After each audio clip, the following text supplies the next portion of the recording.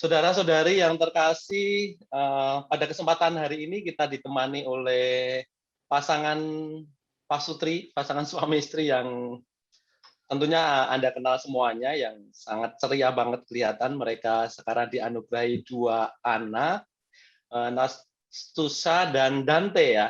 Betul. Ya, Hai, betul banget. Halo. Ya, tentu teman-teman kenal ini Glenn dan Chelsea yang pada kesempatan hari ini akan banyak sharing bersama dengan kita. Baik, Glenn dan Chelsea, apa kabarnya kalian? Puji Tuhan baik sekali. Baik banget, baik banget. Kesibukannya apa sekarang di rumah? Kita sekarang di pandemi ini sibuknya, yang sibuk banget itu adalah ngerawat anak. Karena kita kan ada newborn nih, ada yang bayi, Dante, terus ada Nasusha juga. Yang lagi aktif-aktifnya. Betul. Terus kita juga 100% bekerja semuanya lewat rumah. Jadi kalau misalkan masih ada kayak kegiatan-kegiatan yang di luar, semuanya kita pindahkan. Untungnya kita bisa memindahkan pekerjaan kita di rumah.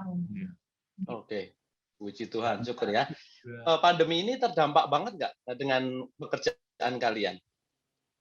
Pastinya ya, kalau misalkan pekerjaan pastinya berasa banget gitu. Apalagi awal 2020, pas pertama kali pandemi ini kan kita semua orang tuh pada bingung ya harus kayak gimana gitu, terutama pekerjaan. Kita punya beberapa pekerjaan tuh yang sangat terganggu, terutama di bidang kuliner, di restoran gitu-gitu, itu semuanya sangat-sangat terganggu karena pada saat itu tuh belum ngerti nih gimana ya harus menangani pandemi ini gitu. Tapi kalau sekarang sih puji Tuhan semuanya udah lebih bisa berjalan dengan baik sih. Oke, jadi ada dari bisnis yang lain juga, yang kita kan juga ada bisnis juga di Korea. Itu ada K-pop band juga yang kita bikin gitu, dan mereka harusnya di 2020 itu ada world tour, kita jadi kosong nggak bisa sekali. Harusnya kita ada di Indonesia juga, kita ada konser dan segala macam, tapi kita juga nggak bisa sama sekali. Jadi kalau ke dampak sih sangat kita berasa banget. Boleh tahu nih, Glenn, grup K-pop-nya apa? Kita K-pop-nya namanya Crazy. Crazy. Crazy ya. Oke. Itu dari Korea. Baik, kalau berkaitan dengan saudara, teman, rasanya kan sekarang circle-nya yang kena itu kan orang-orang yang kita kenal gitu kan, ya deket-deket banget gitu kan. Kalian kerasa nggak ini dengan situasi ini? Saya pribadi juga ada teman muda yang kena, meninggal, terus kemudian saudara atau umat yang selama ini kita kenal aktif dan sebagainya, ada situasi yang berkecamuk gitu loh. Teman yang kita kenal, yang orang tua teman gitu, orang tua teman yang kena juga, ada yang meninggal juga gitu. Kita kadang kita mau bantu juga bingung mau bantunya gimana gitu ya kan. Kayak ya udah, kita hanya bisa mendoakan, kita bantu sebisa kita juga, dan ya it's a very challenging time lah untuk saat seperti ini. Oke. Dan itu tuh menghadapi situasi ini, ya Charles, silakan lanjut. Ya, untuk ngomongin masalah circle yang udah semakin dekat tuh memang benar ya. Pandemi ini tuh rasanya kayak semakin mendekati ke kita gitu. Kalau misalnya kitanya lengah, kitanya menganggap kayaknya udah biasa aja, tuh semakin dekat gitu loh. Apalagi kita ngelihat berita, ngelihat postingan-postingan tuh semakin, jujur ya, aku sih stres banget. Apalagi aku punya anak bayi, istilahnya aku juga masih muda gitu. Rasa takut itu tuh wajar banget gitu. Rasanya tuh bener-bener takut akan kehilangan sih. Kalau aku tuh lebih takut akan kehilangan gitu. Karena banyak banget teman-teman aku yang cerita kayak papa mamanya tuh meninggal di waktu cuma jeda beberapa hari dan mereka tuh nggak bisa ngapa-ngapain. Jadi istilahnya sekarang tuh kita mau punya kekuatan seperti apapun, mau sebanyak apapun uang kita, nggak bisa kalau namanya kita kalah dengan penyakit ini, ya kalah aja gitu. Untuk cari rumah sakit juga susah banget kan, Romo ya, kita tahu gitu. Jadi benar-benar situasi sekarang ini tuh bukan hanya fisik doang yang takut, tapi mental juga benar-benar harus dijaga gitu. Kalau nggak, orang tuh benar-benar bisa stres gitu. Chelsea, kalau boleh berbagi tips gitu, kalau ketika menghadapi stres, menghadapi itu, apakah gimana ini? Terapi untuk diri dan keluarga gimana? Ya, apalagi sekarang punya anak kecil-kecil gitu kan. Aku tuh lumayan merasa ketakutannya tuh sebenarnya baru-baru ini Romo, kayak 2-3 bulan sebelumnya aku tuh benar-benar stres banget. Mungkin karena salah satunya nggak kemana-mana ya, itu kan juga mempengaruhi banget. Jadi semua pekerjaan, sebagai istri, seorang ibu, sebagai ya pekerjaan yang di luar juga banyak gitu. Dimana aku juga bermain sosial media, dimana semuanya itu kalau nggak turut berduka cita, cari plasma kayak gitu-gitu. Jadi kayak bener-bener aku tuh bener-bener takut banget untuk kayak aduh amit-amit kalau misalkan aku nggak ada gimana ya gitu, anak-anak aku tuh kayak gimana, atau kayak misalkan kalau keluarga atau Glenn atau gimana lah, kayak pikirannya udah kemana-mana gitu. Jadi sebenarnya Glenn itu pernah bilang, aku tuh udah berdoa Santa Brigita katanya. Oke. Udah lama banget ya. Aku udah buat sejak tahun 2015 lah. Ini beneran apa sampai merinding. Oke. Iya, jadi aku udah pernah coba waktu itu Santa Brigita di tahun yang sama pada saat Glenn mulai berdoa juga. Terus tapi aku nggak kuat karena Santa Brigita itu kita harus berturut-turut selama 1 tahun kan. Dan doanya juga cukup panjang, di mana aku selalu kalau berdoa Santa Brigita itu selalu ngantuk, Romo. Gitu. Nah, Dan kelar nggak itu soalnya? Enggak. Saya kelar. Kelar. Gitu. Nah, pada saat 3 bulan yang lalu, aku tuh cari buku doa aku di mana udah nggak tahu di mana buku doanya. Udah jelek banget buku doanya, dan aku cari Santa Brigita itu dan aku membaca kayak 15 janji Tuhan. Dimana kayak, oh my God, ya ampun Tuhan, ini yang aku butuhin banget sekarang. Dimana ketika kita takut mati, ketika kita takut untuk masa depan kita juga kita takut, dimana keturunan kita juga kita takut, di situ tuh kayak bener-bener serasa disentil gitu, kayak sama Tuhan tuh disentil, ayo Chelsea, ini tuh kayak jawaban yang kamu butuhin selama ini, selama beberapa bulan ini ketakutan, semuanya tuh kayak ini loh yang kamu butuhin gitu. Jadi kayak bener-bener ya ampun Tuhan, kayak ya merinding banget gitu loh. Jadi ya mulai sekarang ini udah berjalan sebulan lebih lah. Aku setiap malam tuh selalu berdoa Santa Brigita dan bener-bener kayaknya Tuhan tuh hadir banget gitu loh. Bikin aku tuh lebih tenang, lebih kalem gitu, dan ya udah gitu lebih bisa menjalani hidup ini dengan baik dan waras gitu. Jadi jawabannya kembali kepada Tuhan ya ketika ada stressing seperti itu gitu ya, bahwa membangun dialog dengan Tuhan, komunikasi dengan Tuhan itu yang kerasa ya. Akhirnya meneguhkan kamu ya. Akhirnya terjadi apa? Situasinya lebih pasrah gitu atau lebih tenang? Mungkin lebih tenang, lebih yakin gitu. Lebih yakin. Lebih nggak mungkin gitu Tuhan tinggalin kita pada saat tersulit pun gitu. Ya kayak aku rasa bukan aku doang ya yang merasakan kehadiran Tuhan di tengah-tengah pandemi ini. Aku rasa semua orang, banyak orang juga yang Tuhan bantu gitu. Jadi iya. Jadi pandemi ini bagi Glenn dan Chelsea malah makin mendekatkan pada Tuhan ya. Kalau saya ya banget sih dengan pandemi ini kayaknya dengan keadaan kita yang saat seperti ini gitu, kita jadi banyak banget bersyukur gitu dengan apapun, dengan segala macam yang dulunya tuh kita kadang nggak kepikiran untuk bersyukur gitu. Seperti hal simpel seperti sekarang kita bisa ngerasain enaknya minuman, kita bisa ngerasain enaknya makanan, ada yang bisa kita cium bau ya kan? Apa, itu kita bisa, maksudnya kita bisa jadi bersyukur gitu. Kalau dulu mungkin ya udah it's normal gitu ya. Normal, kita nafas juga it's normal gitu. Tapi sekarang di luar sana tuh banyak banget yang kesusahan nafas, oksigen juga susah banget gitu untuk nyium sesuatu, apalagi nyium sesuatu atau nikmatin makanan enak atau ya kesehatan gitu. Jadi banyak banget yang kita bersyukur gitu ya dengan Tuhan, seperti ya kesehatan lah, dari sisi kesehatan, dan juga kita juga bersyukur kita bisa bantu orang yang perlu juga gitu, kita bisa sharing juga gitu sih. Jadi ternyata ada banyak makna, ada banyak hal yang kemudian didapatkan dari situasi pandemi ini ya. Ada kekhawatiran, tetapi di balik itu ternyata ada banyak hal yang disadarkan gitu. Kalau bicara soal family nih, soal keluarga nih, Dengan pandemi ini gimana? Ikatan kalian menjadi semakin dari dulu kayaknya kalian ini banget ya, relation-nya oke banget gitu kan. Iya, amin, amin. Amin. Atau sama pandemi ini menjadi semakin deket banget gitu kan. Apalagi anak-anak kayaknya 24 hours gitu kan ya, tidak lepas dari kalian gitu kan.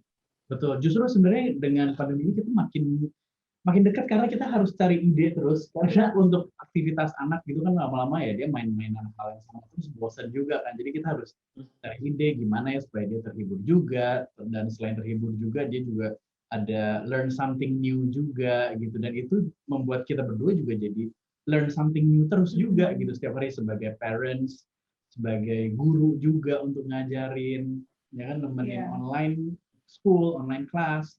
Kadang kita pusing, kita stres, kita juga saling ingetin, udahlah nggak apa-apa, it's okay gitu. Jadi malah lebih apa ya, lebih dekat kali ya, lebih dekat sih. Karena memang benar yang kata Romo Hari bilang, kayak kita memang selama pandemi ini mulai dari awal 2020 itu Romo kita sama sekali nggak keluar rumah. Maksudnya nggak keluar kota gitu. Kita kan biasanya kayak pergi traveling kemana atau ada kerjaan keluar kota. Ini benar-benar dari 2020 itu kan aku hamil ya, hamil anak kedua, sampai sekarang ini kita paling jauh tuh kita ke Bogor doang gitu. That's it gitu. Jadi benar-benar kalau ditanya bagaimana tentang hubungan, yang pastinya semakin kuat, semakin mengerti, semakin toleransi kita juga semakin tinggi gitu. Karena kan biar gimana pun ya nggak gampang loh ngadapin pandemi ini tuh, ya nggak gampang gitu. Jadi ya kita berdua tuh sama-sama saling lebih banyak toleransi juga, lebih banyak mengasihi juga, dan lebih banyak sama-sama saling membantu lah gitu. Oke. Baik, makasih. Kita bicara soal ini. Sekarang ini kan semuanya serba terbatas gitu kan. Kemudian termasuk pergi ke gereja. Banyak orang mengatakan rindu untuk merayakan Ekaristi atau berdoa di gereja dan sebagainya, tetapi karena situasi ini kemudian dibatasi atau bahkan dianjurkan untuk di rumah dulu saja gitu kan ya, atau mengikuti lewat streaming dan sebagainya. Ini bagi kalian berdua pengaruh enggak gitu kan? Kalau orang mengatakan Tuhan ada dimanapun dan Tuhan ada di hati kita gitu kan, tetapi ada situasi rindu itu enggak gitu kan ya? Iya, setuju sih. Setuju, dimana kayak memang kita berdua pun juga benar-benar rindu banget untuk kayak misa di gereja langsung. Karena memang beda ya, kalau misalkan kalau ngomongin perbedaannya pastinya beda banget. Apalagi kita punya 2 anak, dimana pada saat kita lagi nonton streaming atau apa, anak-anak nanya atau apa segala macam tuh sangat-sangat mengganggu konsentrasi kita juga gitu. Tapi biar bagaimanapun, menurut aku ya, dimana kita tuh juga harus bisa beradaptasi dengan lingkungan dan keadaan. Dimana kita juga nggak bisa memaksakan, pokoknya aku hanya mau berdoa di gereja aja. Itu juga kan nggak bisa. Kita juga harus mengikuti protokol apa yang udah pemerintah kasih buat kita sekarang ini, dan malahan nanti kalau misalnya kita memaksakan untuk ke gereja ataupun apapun itulah agamanya, malahan kita bisa membahayakan diri kita dan juga keluarga kita gitu. Jadi menurut aku sekarang langkah yang paling tepat adalah kita berdoa di rumah gitu. Apalagi sekarang fasilitas juga udah banyak kan, kita bisa streaming, kita bisa online gitu. Jadi ya menurut aku it's okay sih gitu. Sampai keadaannya udah tenang, baru kita berkumpul lagi di gereja. Oke.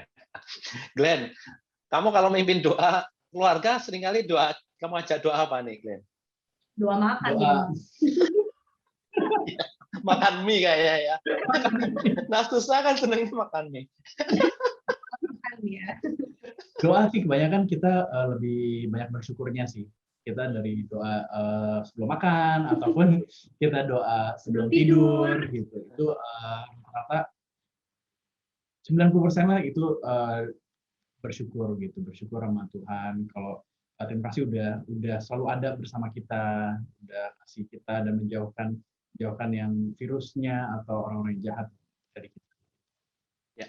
Ini menyuarakan suara orang tua gitu kan di masa pandemi ini, banyak yang bertanya, Romo, nggak gampang nih dampingi anak gitu kan untuk berdoa, untuk lihat streaming gitu kan, udah baru 1 menit udah ngesot gitu kan. mungkin ada stressing terjadi nggak? Kalau Chelsea tadi sempat cerita gitu kan ya, itu pengalaman itu gimana untuk mengatasi gitu, mendampingi tumbuh kembang anak, tetapi di sisi lain juga ada situasi yang nggak mudah gitu kan. Kalau di sekolah kan mungkin kita bisa ada teacher-nya dan sebagainya, tapi ini sekarang semuanya kita yang harus megang gitu. Jangan Kalau terlalu idealis ya. iya, satu mungkin jangan terlalu strict, jangan terlalu idealis, jangan terlalu Idealis sih. strict sih ya. Soalnya karena kalau misalnya kita terlalu galak juga memaksakan anak itu, nanti dianya pasti akan berontak.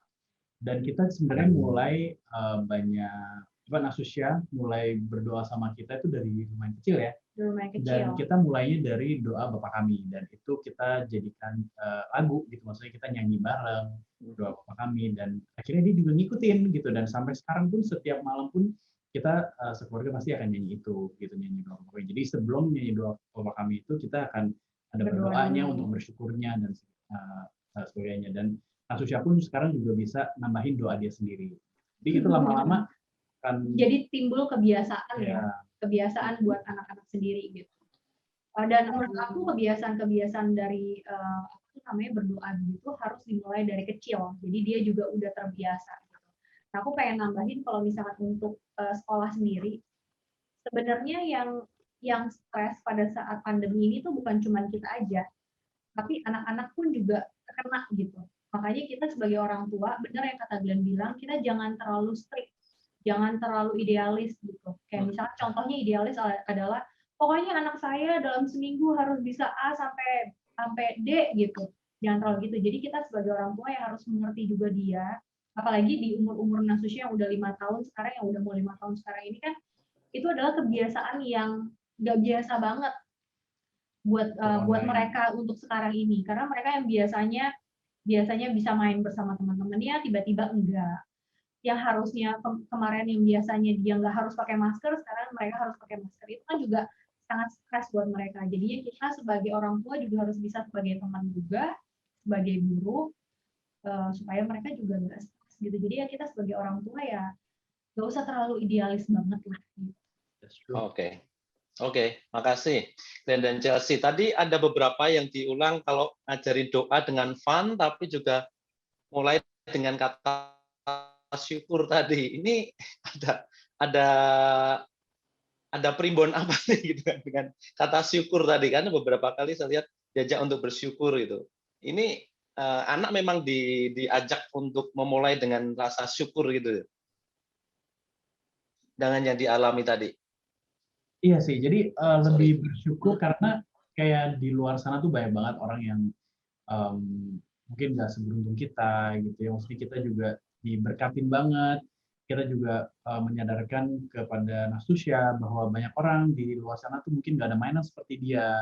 Dan akhirnya kita juga mengajarkan dia untuk sharing. Makanya kita beberapa kali kita suka kayak kasih sumbangan ke panti asuhan atau ke mana dengan barang-barang Nasusya. Nasusya juga kita suka sediain box. Kita pernah ada vlog juga, ada box di mana Nasusya bisa taruh apapun yang dia mau masuk, mau kasih ke panti asuhan, ke teman-teman panti asuhan yang nggak punya mainan-mainan juga yang seperti dia. Jadi dia juga belajar, oh banyak orang yang sebenarnya nggak seberuntung dia gitu. Jadi ya dari situ sih kita ngajarin dia untuk lebih bersyukur gitu. Oke, layarnya ini Glenn. Iya, sebentar ya. Bentar ya, sebentar. Oke.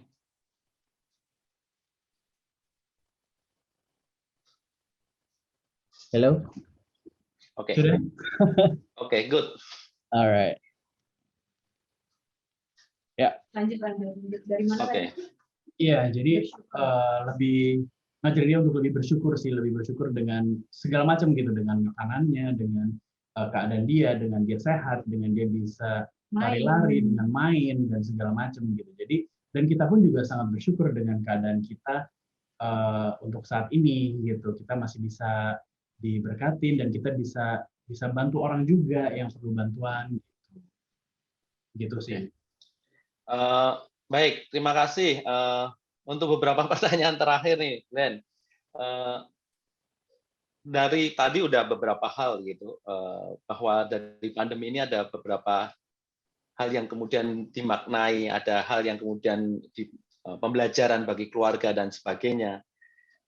Lebih jauh lagi, apa ada sesuatu yang mau ditegaskan? Tuhan bicara apa sih dengan pandemi ini menurut kalian gitu kan ya? Menurut Glenn dan juga Chelsea, Tuhan mau bicara apa nih dengan adanya pandemi ini? Atau ini Tuhan nguji manusia atau kemudian ada sesuatu yang ingin kalian mendapatkan sesuatu apa nih dengan adanya pandemi yang panjang seperti ini? Kalau untuk aku ya, rasanya Tuhan tuh kasih tahu kita untuk lebih memakai waktu ini dengan baik. Dimana kita harus lebih menghargai waktu bersama orang-orang yang kita sayang, bersama keluarga, bersama teman-teman, bersama siapapun yang kita cintain itu. Sepertinya Tuhan bilang kalau kamu harus memakai waktu ini dengan baik. Gitu. Karena dengan melihat orang-orang yang rasanya begitu sakit, and then yang tadinya baik-baik aja, terus tiba-tiba aja mendengar kabar kalau sudah tidak tertolongkan, itu rasanya benar-benar kayak, oh my God Tuhan, benar-benar udah nggak main-main gitu sekarang. Jadi ya Tuhan kayak rasanya bilang kalau kita harus memakai waktu ini dengan baik, dengan melakukan banyak hal baik juga. Baik, Chelsea. Glenn, ada tambahan?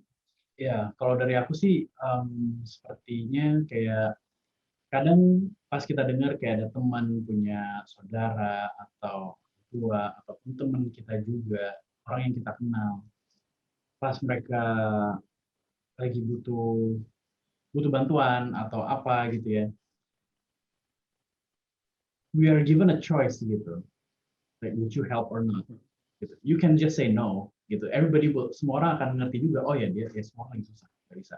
Or you can think kayak, kalau misalnya aku di posisi itu, what's gonna happen, who's gonna help, he or she gitu. Jadi most of the time kalau misalnya kita di that situation, we will usually kayak dari Tuhan juga aku ngerasa kayak, you know, you should gitu, you should gitu, if you can help you should, tapi jangan paksain, jangan terlalu maksain untuk bantu orang tapi sendirinya juga susah gitu, jangan sampai kayak gitu. Tapi I think we are in di situasi di mana everybody needs help gitu, and everybody is at the verge, di mana kita juga harus benar-benar mikir gitu untuk kita secara manusiaan itu seperti apa gitu. We should help if we can help.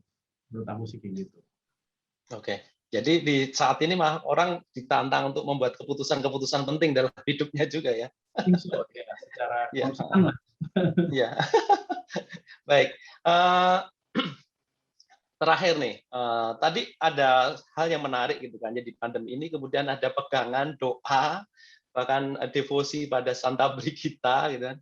Mungkin bagus juga nih untuk keluarga-keluarga Kristiani gitu kan, di saat mereka merasa bingung terdampak pandemi atau bahkan terpapar pandemi, penting untuk kemudian juga punya sesuatu untuk dipegang dalam hidupnya, yang kemudian dicari dalam hidupnya ini.